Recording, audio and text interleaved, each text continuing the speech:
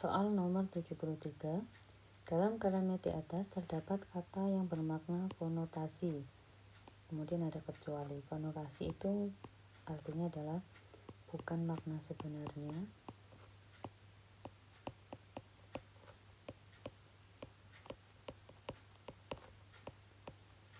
Sementara yang diminta adalah kecuali. Kalau kecuali berarti yang diminta adalah makna denotatif, namanya adalah denotatif ya. Makna denotatif atau makna sebenarnya. Nah, di sini kata deru ombaknya itu makna konotasi. Kemudian 2, berirama itu juga konotasi karena ombak itu kan tidak menghasilkan irama seperti lagu-lagu begitu. Kemudian menabrak di sini, menabrak gulungan air itu juga makna konotasi. Kemudian pada garis cakrawala ini makna denotasi. Berarti jawabannya adalah kalimat yang keempat. Nah, berarti pernyataan keempat salah. Berarti pernyataan benar 4 saja. Nah, pernyataan benar 4 saja itu jawabannya adalah D.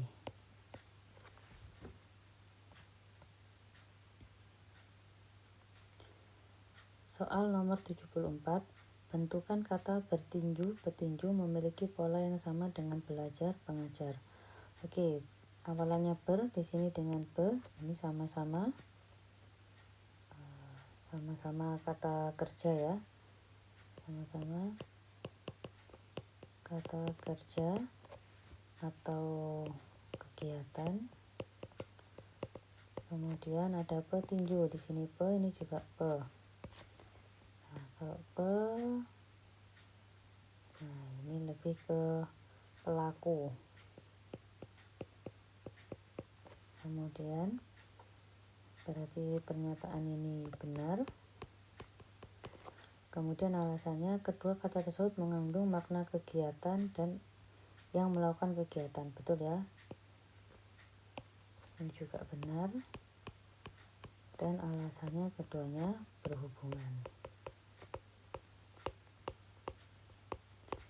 Benar.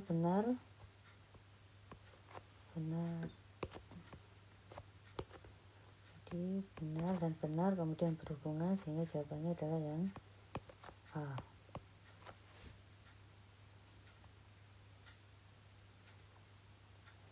Soal nomor 75. Arti imbuhan man dan pada kata seniman dan budiman yang terdapat pada paragraf tersebut adalah, oke, kita lihat di sini Pak Burhan seorang seniman. Seniman berarti artinya orang yang ahli. Ya, kemudian berkali-kali mengikuti fotografi di berbagai istilah. Kemudian di sini dikatakan tetap budiman. Nah, budiman di sini artinya lebih ke sifat. Berarti yang A, mohon maaf bukan A, pernyataan 1 salah karena mungkin banyak apa ini tidak jelas. Kalimat 2, orang yang memiliki sifat dan orang yang ahli. Salah, ini terbalik. 3, orang yang memiliki banyak dan yang orang ahli. Ini salah. Kalimat 4, orang yang ahli. Betul ya? Berarti 4 saja. Itu jawabannya adalah yang D.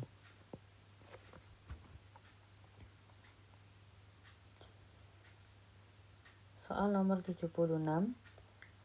Ungkapan yang mengandung makna cerdas dan mudah mengerti. Pernyataan 1, ia dikenal dengan sebutan anak berotak cair. Bisa, Lido memang berotak tajam. Nah, istilah ini tidak digunakan. Kemudian otak encer itu digunakan.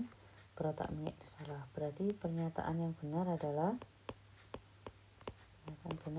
pernyataan 1 dan pernyataan 3. Jadi 1 dan 3 benar. Itu berarti jawabannya yang B.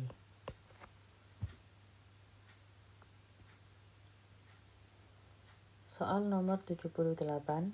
Opini pada kutipan teks di atas adalah, opini itu nama lainnya pendapat ya. Opini sama dengan pendapat. Bahasa Indonesia dipelajari. Ini fakta. Nah, ada kata semakin diminati ini. Opini. Yang C, fakta. D, fakta. E juga fakta.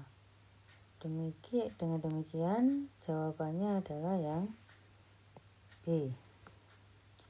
Bahasa Indonesia semakin diminati warga asing. Soal nomor 79. Pendidikan sebagai prasarana ilmu pengetahuan dan teknologi harus berakar pada kebudayaan masyarakat. Yang ditanyakan adalah kalimat di atas memiliki keterangan subjek. Nah, kita tentukan dulu subjeknya di mana. Subjeknya adalah pendidikan sebagai prasarana ilmu pengetahuan dan teknologi. Ini semuanya subjek. Kemudian kita cari subjek intinya itu kan di sini. Nah, pendidikan itu dia sebagai subjek inti. Kemudian bukan subjek inti tapi inti subjek maksud saya. Nah, ini sebagai inti subjek.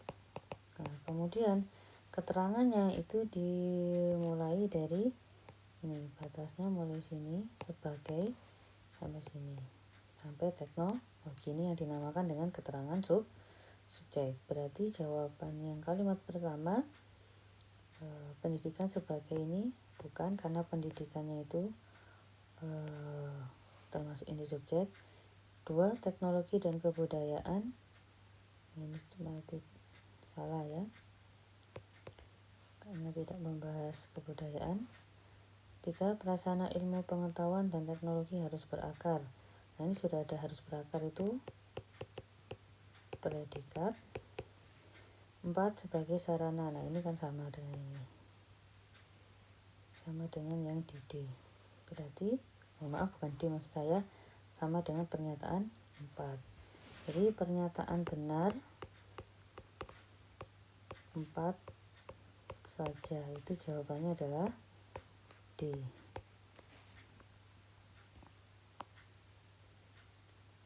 Soal nomor 80. Seperti sudah diketahui, persoalan-persoalan politik di Indonesia telah membuka peluang terjadinya perpecahan internal partai, sehingga visi dan misi masih belum bisa disepakati sebagai tiang panjang organisasi. Kalimat tersebut merupakan kalimat luas yang dibangun dari kalimat inti dengan unsur-unsur. Berarti kita cari kalimat inti. Inti itu berarti cari inti subjek, kemudian inti predikat. Nah, kalau ada U-nya kita juga cari inti objek. Nah, sekarang kita tentukan dulu subjeknya dari mana sampai mana. Persoalan politik di Indonesia. Ini subjek. Kemudian telah membuka. Nah, ini predikat.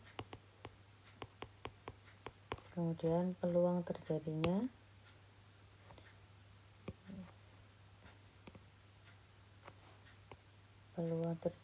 perpecahan internal partai, ini objek. Nah, berarti kita cari inti subjek, inti predikat, inti objek. Nah, inti subjeknya apa? Inti objeknya adalah persoalan-persoalan.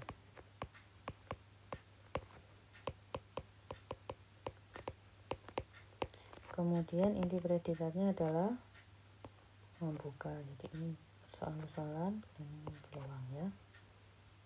Ini membuka, inti objeknya peluang. Dengan demikian jawabannya adalah yang C. persoalan-persoalan politik, membuka dan peluang. Jadi ini tambahan persoalan-persoalan politik. Berarti sampai sini ya.